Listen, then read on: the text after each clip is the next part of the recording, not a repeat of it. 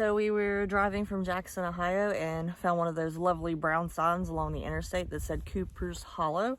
So we found a wildlife management area. What you see behind us is a lovely lake, but we also found an old iron furnace to check out. So we'll be hiking to that and videoing the inside of it.